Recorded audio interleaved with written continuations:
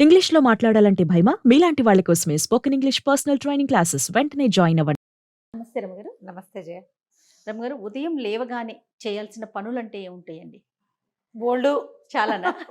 ఇంట్లో పనులు కాకుండా అంటే ఆ రోజంతా సక్రమంగా జరగాలి, ఎటువంటి ఇబ్బందులు లేకుండా ఉండాలి అన్నప్పుడు మంచం మీద నుంచే మనం ఏదైనా దైవనామ స్మరణ గాని అలాంటివేమన్నా ఉంటాయా? మామూలుగా పొద్దున్నే చెప్తారు జయ, అరిచేతుల్లో శ్రీరామ రాసుకోండి, అరిచేతులు చూసుకోండి.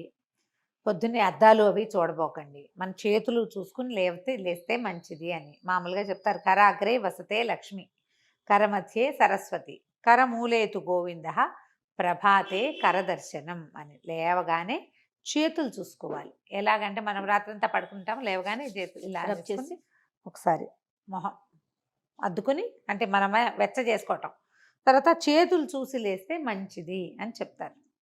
మరి ఎందుకు ఇది చెప్పబడిందంటే తొలి కాలం నుంచి ఇదే పద్ధతి. ప్రభాతే కరదర్శనం అనేది అందరూ చెప్పేదే. ఈ శ్రీరామ రాసుకోవటం, ఓంకారం చుట్టుకోవటం చేతులు, శ్రీరామ రాసుకొని కుడి చేత్తో ఎడం చేతిలో రాసుకోవటం, ఓ మాట చూసి దాని కళ్ళకద్దుకుని దిగే అలవాటు కొంతమందికి ఉంటుంది. ఓకే. నిద్ర లేవగానే భగవన్నామస్మరణ. భగవంతుడు ఇచ్చిన ఈ జీవితాన్ని, మన చేతులే కదా మన జీవితం. అవును, అవును. దాన్ని ఒకసారి చూసుకుని మొదలు పెట్టుకోవటం. అయితే ఈ రోజంతా పాజిటివ్గా ఉండాలి, రోజంతా మనకు పనులు అవ్వాలి అంటే ఎలా అవుతాయి జయ? చెప్పు. జీవితం పడుగు పేక అన్నారు కదా. ఒక నిలువుదారం ఉంటే ఒక అడ్డదారం ఉంటుంది. ఖచ్చితంగా. ఒక వస్త్రం తయారవ్వాలంటే కొన్ని నిలువుదారాలు, కొన్ని అడ్డదారాలు, ఇట్లా కలయికి క్లాత్. మన జీవితంలో కూడా కొన్ని ప్లస్లు, కొన్ని మైనస్లు కలవటమే మన జీవితం. ఒకరోజు లేటుగా లేస్తాం, ఓ రోజు బద్ధకంగా లేస్తాం, ఓ రోజు విసగడతో లేస్తాం, తెల్లవారు ఏదో పగిలిపోయిన సౌండ్తో మెలకు వస్తుంది. చేయాల్సిన పనుల లిస్ట్ ఉంటుంది. మనతో పాటు ఆ పనులలో పాలు పంచుకోవాలనే వాళ్ళు రాకపోవచ్చు. వాళ్ళకేం ప్రాబ్లమ్స్ వస్తాయో. ప్రతిరోజు ఒకేలా ఉంటే ఏం బాగుంటుంది? అవును, బోరుగా ఉంటుంది, మొనాటనస్గా ఉంటుంది. ప్లస్ మైనస్ ఉండవలసిందే. కాకపోతే ఇవి భయంకర మైనస్సులు కాకుండా ఏదో ఒక మాదిరి మైనస్ సాయంకాలం వేసరికి మళ్ళీ దాన్ని ఏదో సరి చేసుకుని, లేదా పాజిటివ్ మైండ్ సెట్ తోటైనా వెళ్ళాలి. ప్రార్థన చాలా ముఖ్యమైనది దానికి. ఎలాంటి ప్రార్థన? ఏ తరహాదైనా సరే, మన ఇష్టదైవం ఒక్కొక్క స్వరూపం ఒక్కొక్కళ్ళని ఆకర్షిస్తుంది. భగవంతుడిని ప్రార్థించుకోవటం. పొద్దున్న ఏదో మామూలుగా అందరూ బ్రష్ చేసుకుంటాం, కాఫీలో టీలో పాలు పదస్వం ఏవో తాగుతాం, తర్వాత పనులలోకి దిగుతాం. పిల్ల జల్లని చూడాలి, ఆడవాళ్ళు అయితే పిల్లల్ని చూడాలి, భర్తలను చూడాలి, పని మనిషి వస్తుంది, వాకిట్లో కూరలు వస్తాయి, లేదా మనం బాక్సులు పెట్టాలి, లంచ్ బాక్సులు పెట్టాలి. ఈ వ్యవహారం అంతా నడుస్తూ ఉంటుంది. ఇదంతా ఎలా ఉంటుందంటే ఒక డ్రామాలాగా వెళ్తుంది అంతే. కొత్త కొత్త పాత్రలు ప్రవేశిస్తుండే, రెగ్యులర్గా వచ్చే పాత్రలు కొన్ని, కొత్త పాత్రలు ఎప్పుడైనా మధ్యలో వస్తూ ఉంటాయి. ఈ మొత్తం డ్రామాలో ఏంటంటే మనం ఒక పాజిటివ్ మైండ్ సెట్ తోటి కనుక వెళ్తే పనులు బాగా అవుతాయి. దీనికి మనం తొందరగా పొద్దున్నే స్నానం చేసేసామనుకో, ఏదో కృష్ణారామ అనుకోవచ్చు కదా. అవును, కొన్ని ప్రార్థనలకి స్నానం అవసరం లేదని భావిస్తారు, వాళ్ళ ఇష్టం. కానీ హిందూస్కి భగవత్ ప్రార్థన అంటే స్నానం ముఖ్యం. అవును. స్నానం చేయకుండా అసలు మనం పూజ గదిలోకి కూడా వెళ్ళాం. సరే, పొద్దున్నే స్నానం చేస్తే ఓ దీపారాధన చేసుకుని, ఒక అగరవత్తి వెలిగించుకుని, ఒక అలవాటు లేదు, దీపారాధన లేవు, అగరవత్తులు లేవు, ఏదో కృష్ణారామ కనితే గోవింద మధుసూదన అనుకుంటాం. ఎవరికి ఏది అలవాటు ఉంటే అది. ప్రధానంగా రాముడిని తలుచుకోండి, రోజంతా బాగుంటుంది, పాజిటివ్ ఎనర్జీ ఉంటుంది అంటారు. రాముడే కాదు, కృష్ణుడిని తలుచుకునే వాళ్ళు ఉంటారు. భగవద్గీతలో ఒక శ్లోకం తీసుకోవచ్చు. నరసింహస్వామిని తలుచుకునే వాళ్ళు ఉంటారు, లక్ష్మీదేవిని తలుచుకునే వాళ్ళు, పార్వతీదేవిని, లలితాదేవిని, శివానందలహరి, సౌందర్యలహరి, లలితా సహస్రనామ, విష్ణు సహస్రనామ, రామాయణం, భగవద్గీత, భాగవతమో ఏదో ఒకటి తీసుకోవచ్చు కదా. మీ మనసు ఎక్కడ సొలేషన్ పొందుతోందో, మీరు ఏ స్వరూపాన్ని తలుచుకుంటే మీకు ఒక పాజిటివ్ ఎనర్జీ నిండిపోయినట్లు అనిపిస్తుందో, ఏ శ్లోకం చదివితే, ఏ పద్యం పాడుకుంటే, ఏ పాట పాడుకుంటే మీకు మనసమాధానంగా ఉంటుందో అదొక్కటి సెలెక్ట్ చేసుకోండి. ఇవన్నీ చదువుకునే వాళ్ళు, రోజంతా పూజా విధానంలో ఉండేవాళ్ళు, పొద్దున గంటన్నర పూజ చేసుకునే వాళ్ళు, సాంఘంగా నిత్యగౌరీ పూజా విధానం చేసుకునే వాళ్ళు ఉంటారు. వాళ్ళు అవన్నీ చేసుకునే వాళ్ళు చేసుకుంటారు. చేసుకోలేని వాళ్ళు ఏదైనా ఒక్క శ్లోకం తీసుకోండి. ఈ శ్లోకాలకి పెద్దది తీసుకున్నాం అనుకోండి, చదవలేకపోతారు. చిన్న శ్లోకం తీసుకోండి, నెంబర్ ఆఫ్ టైమ్స్ చదవండి. ప్రఖ్యాతమైన శ్లోకాలు తీసుకుంటే తప్పులు పడకుండా ఉంటాయి. అంటే ఇప్పుడు మీరు అవన్నీ చేసేవాళ్ళు సరే మీరు ఇలా చెప్తున్నారు కదా, కొంతమంది నెగిటివ్ గా రెస్పాండ్ అవుతున్నారు రమ్మగారు అని నేను చెప్పి. అంటాను. చేయగలిగితే గంటల తరబడి పూజ చేసుకుంటాం, లేకపోయినా ఏదో ఒక శ్లోకం తీసుకుని చేసుకోవచ్చు. ఇక్కడ ఒక చిన్న విషయం ఉంది రమ్మగారు. ఆ. మీ మాటలు కానీ మీరు చెప్పే విధానం ఎలా ఉంటుందంటే ఈ జనరేషన్కి తగినట్టుగా ప్రస్తుతం ఉన్న కాలానికి అనుగుణంగా మీరు చెప్తారు. ఇదే చేయాలి, ఇది చేస్తేనే మనకి బ్రహ్మాండం బద్దలైపోతుంది లాగా కాకుండా మీకు ఏది దొరికితే చేస్తే సంతోషం, చేయకపోతే మీరు ఏది చేయగలరో ఎంతవరకు చేయగలరో నియమంతో నిబద్ధతతో చేయమని చెప్తారు కదా. నేను లాస్ట్ టైం మనం ఒక వీడియో చేసాం రమ్మగారు బ్రహ్మముహూర్తం గురించి. దాంట్లో కూడా మీరు మాట్లాడారు, మనం చేయగలిగితే చాలా సంతోషం, చేయలేకపోతే దానికి ఒక పరిష్కారం కింద మాట్లాడారు కదా. అట్లా ఎట్లా చెప్తారు? బ్రహ్మముహూర్తం అనేది చాలా విలువైంది కదా. నేను కొన్ని కామెంట్స్ కూడా చూశానండి, మీతో డిస్కస్ చేద్దాం అనుకున్న సందర్భంలో అడుగుతూ ఉన్నాను అనమాట. ఇప్పుడు చేయలేరు, చేయగలరు, రెండు కోణాలు ఉంటాయి కదండి. అంటే ఇప్పుడు ప్రతిసారి జయ మీరు నెగిటివ్ పార్టే విని మీకు కోపం వచ్చింది అనుకో, మీరు పాజిటివ్ పార్ట్ వినరు. మీరు మహాద్భుతమైన కార్తీక పురాణం చెప్తా నెలంతా ఉపవాసం ఉండండి, లేదా 4 వారాలు ఉపవాసం ఉండండి, ఓ పౌర్ణమి 2 ఏకాదశులు ఉండండి, లేదా ఒక్క ఏకాదశి ఉండండి, లేదా ఒక్క పౌర్ణమి ఉండండి, లేదా ఒక్క సోమవారం అయినా ఉపవాసం ఉండండి అంటారు. ఏమి 30 రోజుల నుంచి ఒక సోమవారంలోకి తెచ్చాడు కార్తీక పురాణకర్త? అదే కదా, వ్యాస భగవానుడు రాసిన కార్తీక పురాణం కదా. ఆయన చెప్పాడు, ఎవరెవరెవరో చెప్పుకున్నారు ఒకళ్ళతోటి ఒకళ్ళు. సూత మహాముని చెప్పాడు, పరమేశ్వరుడు పార్వతీదేవితో చెప్పాడు. వీళ్ళందరూ ఎందుకు ఇది చెప్పారు? మానేయమని చెప్పామా? ఎక్కడ కూడా మనం అసలు అలాంటి పైగా ఇప్పుడు నువ్వు రోజు లలితా శాస్త్రం చదువు, నీకు పాజిటివ్ ఎనర్జీ వస్తుంది అని చెప్తాను నేను. నువ్వు చదవగలవా జయ? గుండెల మీద చేసుకుని చెప్పు. అస్సలు సాధ్యం కాదు రమ్మ. పోనీ నీ ఫ్రెండ్స్ లో ఎంతమంది చదవగలరు? వేలల్లో లెక్క పెట్టొచ్చేమో కదా ఈ రోజుకున్న పరిస్థితులకి, దానికి తగినట్టుగా. అందుకని ఒక్కటి తీసుకోండి, మానేయండి అని చెప్పామా? లేదు కదా.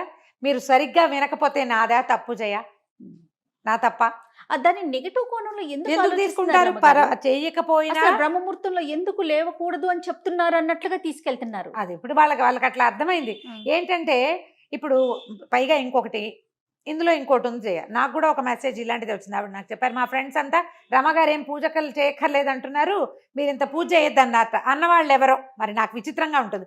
పూజ చెయ్యొద్దని చెప్పానా నేను ఎప్పుడైనా? ఎక్కడ? మీరు చేసుకోండి, చేసుకోగలిగే బంగారు తల్లులకి మీకు పాదాలకు దండం పెట్టాలమ్మా, చక్కగా చేసుకోండి. చెయ్యలేని వాళ్ళు ఇలా ఇంతైనా చేయండి. తర్వాత ఇతరుల పూజా విధానాన్ని విమర్శించకూడదు. మీరు ఇంతంత పూజలు ఎందుకు చేస్తున్నారు అంటం తప్పు. నువ్వు పూజ ఎందుకు చేయటం లేదు అని చెప్పచ్చు. పూజ చేయలేకపోతే ఇంతైనా చెయ్యని చెప్పాలి. కనీసం పూజ చేయకపోతే నీకు రౌరవాద నరకాలు వస్తాయి, నువ్వు అందుకే బాగుపట్టలేదు, అది కూడా తప్పే. ఇవన్నీ నా సొంత మాటలు ఖచ్చితంగా కావు జయ, ఇవన్నీ పురాణాల్లో చెప్పబడ్డవే. పూజ చెయ్యని వాడిని మనం విమర్శించకూడదు, చేసే వాళ్ళని విమర్శించకూడదు. పూజ చేయని వాళ్ళ దగ్గర కూడా వాళ్ళకు ఒక పాజిటివ్ థింగ్ ఉంటుంది, ఏదో వాళ్ళకు ఒక నమ్మిక ఉంటుంది. నిత్యము నియమానుసారం చేసే వాళ్ళ పందా వేరు. కనీసం స్నానమైనా నియమంగా చేయండి అని చెప్తాను. కానీ కాదు రమ్మగారు, ఎంతమంది భక్తుల కథలు చెప్పుకున్నాం, అసలు పూజే చేయకుండా ఆ ఒక్కరోజు ఉండటం వల్ల కూడా మోక్షం లభించిన వాళ్ళ స్టోరీ, ఆ కథలు కూడా ఉన్నాయి, ఎన్నో చెప్పుకున్నాం. ఆ కథలు కూడా ఉన్నాయి. నెగిటివ్ థింగ్స్ వైపుకి వెళ్ళొద్దమ్మా. మీరు ఒక పాయింట్ విని దాని మీద జడ్జిమెంట్ చేసుకోకూడదు, దాన్ని స్ప్రెడ్ చేయకండి. ఒకటి తెలిసిన తర్వాత మీకు ఒకటి తెలిస్తే, మీరు ఒకటి వింటే అదే వీళ్ళు అని అనుకోకూడదు. ఒక్క దాంతో ఏ జడ్జిమెంటు కుదరదు. మనం చదువుకునేది ఏదైనా ఒకటి నియమం ప్రకారం చేస్తే, పెద్ద లలితా సహస్రనామం చదివితే ఎలాంటి అత్యద్భుతమైన ఫలితాలు లభిస్తాయని పెద్దలు, మహర్షులు, ఋషులు చెప్పారో మనకి ఒక్క శ్లోకంతో కూడా లభిస్తుంది. ఎందుకు రమ్మగారు, మనం విష్ణు సహస్రనామాలు మొత్తం చదివితే చాలా సంతోషం. చదవలేకపోతే శ్రీరామ రామ రామేతి చదువుకోమంటారు, అంతే కదా. అదైనా చదువు నువ్వు కనీసం నియమంతో. ఈ ఉదయకాలం చేసుకునే వాటికి కూడా నియమం ముఖ్యం. స్నానం చేసి ఒక అగరవత్తి వెలిగించి ఆపదామ భర్తారం చదువుకోండి కనీసం. మీరు రామరక్ష స్తోత్రం మొత్తం చదువుతాము, రామాయణం చదువుతాం అంటే మీ ఇష్టం, మీ ఓపిక. మీకు సమయం అనుకూలిస్తే మీకు సమయం లేకపోతే, మీకు అవకాశం లేకపోతే మీరు చేసుకోండి. కానీ ఎవరైనా ఇదంతా చదువుకునే వాళ్ళని మాత్రం విమర్శ పనికిరాదు. పూజలు చేయొద్దని మాత్రం నేను చెప్పలేదు. మీరు ఆ పొరపాటు రాంగ్ కన్సెప్షన్స్ లో ఉండకండి. ఎస్. నేను చెయ్యొద్దని ఒక్కసారి కూడా చెప్పాల. అంత చేయకండి కాదు, చెయ్యలేదని బాధపడకండి, ఏదో కొంచెమైనా చేయండి, ఏదో ఒకటైనా చేసుకోండి.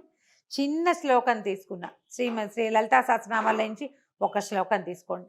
శ్రీమాతా శ్రీ మహారాజ్ని శ్రీమత్ సింహాసనేశ్వరి చిదగ్నికుండ సంభూత దేవకార్య సముద్యత, ఒక్క శ్లోకం అంతే. అబ్బో నా వల్ల కాదండి. అరుణాం కరుణాతరంగితాక్షీం ధృతపాశాంకుశ పుష్పబాణ చాపాం అణిమాదిభిరావృతాం మయూఖై అహమిత్యేవ విభావయేద్ భవానీం. అమ్మవారిని ఇలా భావిస్తాను. అరుణాం కరుణాతరంగితాక్షం అంటే ఎర్రటిది ఆవిడ, కళ్ళ నుంచి కరుణ పొంగుతూ ఉంటుంది, ఆమెను తలుచుకుంటా. ప్రార్థనా శ్లోకమైనా తీసుకోండి, కానీ నియమం తప్పకుండా మీరొక్క శ్లోకాన్ని చేసినా కూడా మీకు అత్యద్భుతమైన పాజిటివ్ ఎనర్జీ వస్తుంది.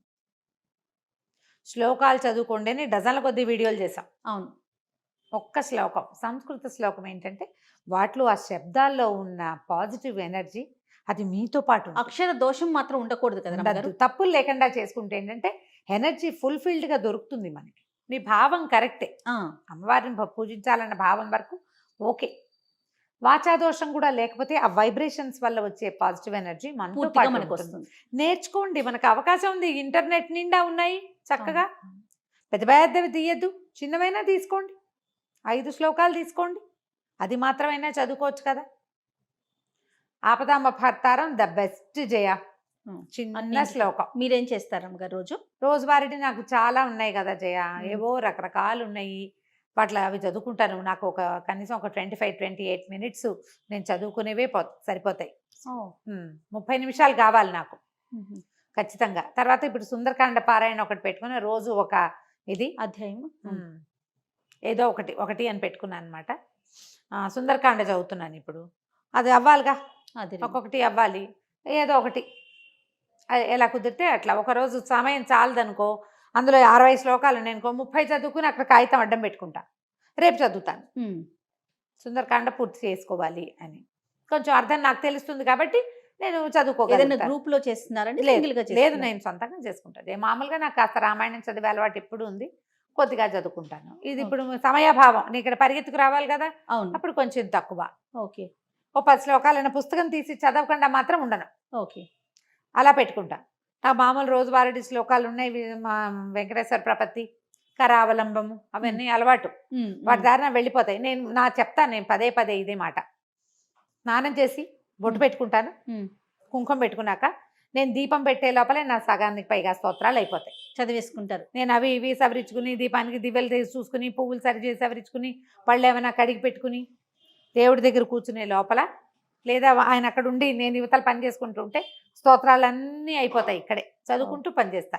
ఇక ఈ మధ్యలో వ్యవహారాలు, ఫోన్ కాల్స్ అవి వస్తాయి, ఏదైనా అత్యవసరమైనవి, అవేదో చూస్తా. కానీ వెళ్ళి అక్కడ కూర్చున్నాక రామాయణం చదువుకుంటాను. తొందరగా వెళ్ళాలంటే ఈ మార్గం అవలంబిస్తా. దీంట్లో నా నియమం ఏంటంటే స్నానం చేసిన తర్వాత కుంకుమ బొట్టు పెట్టుకోవటం.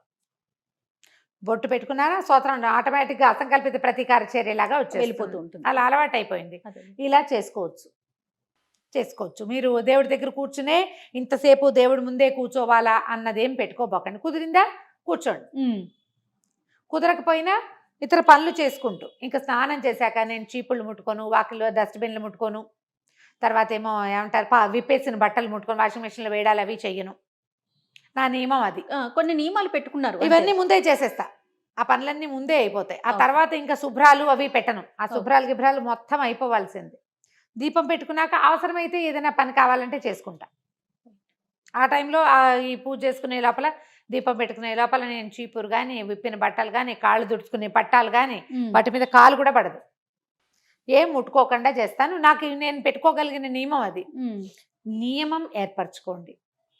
ఎప్పుడు కూడా పాజిటివ్ ఎనర్జీకి కావాల్సింది నియమం. అది శారీరకమైన ఫిజికల్ థింగ్స్ కావచ్చు, మనసుకైనా కావచ్చు. నియమం పెట్టుకోండి. ప్రధానమైందమ్మా పూజలు చేసే వాళ్ళని, పూజ చేసుకునే వాళ్ళని, ఇంత పూజ ఎందుకు చేస్తున్నావు అని ప్రశ్న వేస్తే 1,00,000 ప్రశ్నలు వేసిన పాపం వస్తుంది. 1,00,000 ఒక్కళ్ళని అడిగితే 1,00,000 మందిని అడిగిన పాపం వస్తుంది. పూజ ఎందుకు అని ప్రశ్నించద్దు, తప్పు. పూజ చేసుకోండి. ఇంకొకళ్ళని నన్ను కోట్ చేసి ఆవిడ వద్దన్నారని, నేను వద్దని చెప్పలేదమ్మా, నేను వద్దని చెప్పను. నేను నాకే అరగంట పడుతుందని నేను చెప్తున్నాను. అవును, నాకు అరగంట పట్టేటప్పుడు నేను ఒకళ్ళకి వద్దని ఎందుకు చెప్తాను? నేను అరగంట కూర్చుంటే ఆయన గంట కూర్చుంటారు. అదే కదా. ఆయనది గంట ఉంటుంది, మరి నేను ఎందుకు అంటాను అట్లా? అదే ఒక పాయింట్ దగ్గర ఆగిపోకుండా కొంచెం ఆగిపోకుండా. మొత్తం వినగలిగితే బాగుంటుంది. మొత్తం విని మీరు ఒక కన్క్లూషన్కి వచ్చేయకండి. అసలు నేనేం చెప్పానో వినండి మొదట. విషయం ఏంటి, దేని గురించి చర్చించుకున్నామో తెలిస్తే అది బాగుంటుంది. ఆపదామపహర్తారం తీసుకోండి. పెద్ద మంత్రాలు శ్లోకాలు రాని వాళ్ళు స్నానం చేసి దేవతార్చన ఒక దీపారాధన పెట్టుకోనో లేదా ఒక అగరబత్తి వెలిగించుకుని 2 పువ్వులు దేవుడి దగ్గర పెట్టి ఆపదామపహర్తారం శ్లోకాన్ని మీరు 11 సార్లు కూడా చదువుకోవచ్చు. ఓకే. మీకు ఇంకా ఏదైనా కుదిరితే అది. మనకేంటంటే సాధారణంగా చెప్తారు జయ, కాస్త డబ్బులు ఇబ్బందులు ఉన్నాయి, ఉద్యోగంలో సెటిల్ అవ్వలేదు, అలాంటప్పుడు కనకధారాస్తవం చదువుకోమంటారు పెద్దవాళ్ళు. కనకధారాస్తవం చదువుకోవచ్చు. మీకు అన్నిటికీ భయంగా ఉంది, టెన్షన్ ఫీల్ అవుతున్నారు, అప్పుడు దుర్గా సప్తశ్లోకి చదువుకోమంటారు. పిల్లలకి తరచుగా కళ్ళు వస్తాయి, బెదురుతారు, స్కూళ్ళలో భయపడుతూ ఉంటారు, ఎగ్జామినేషన్స్ అంటే భయం, ఆంజనేయ స్వామికి సంబంధించిన శ్లోకాలు, హనుమాన్ చాలీసా లాంటివి నేర్చుకోవచ్చు, చెప్పచ్చు. ఇలా పెట్టుకోండి ఏదో ఒక నియమం. లేదా శుక్రవారం లక్ష్మీదేవికి, మంగళవారం దుర్గాదేవికి, ఇలా లెక్కలు. ఇలా సోమవారం శివుడు, మంగళవారం దుర్గాదేవి, బుధవారం వినాయకుడు, ఓకే, గురువారం దత్తాత్రేయ స్వామికి సంబంధించినవి ఏదైనా, శుక్రవారం లక్ష్మీదేవికి సంబంధించింది, శనివారం వెంకటేశ్వర స్వామి, ఆదివారం సూర్యుడు. ఇలా పెట్టుకునైనా చదువుకోవచ్చు. వీటన్నిటికీ మళ్ళీ పెద్ద పెద్ద స్తోత్రాలే అక్కర్లేదు. శ్లోకాలు ఒక్క శ్లోకం తీసుకున్నా ఆ రోజంతా అది మనన చేసుకోండి. ఖాళీగా ఉన్నప్పుడు మీకు పాజిటివ్ ఎనర్జీ మీతో పాటే ఉంటుంది. తప్పకుండా అండి. నమస్తే. నమస్తే.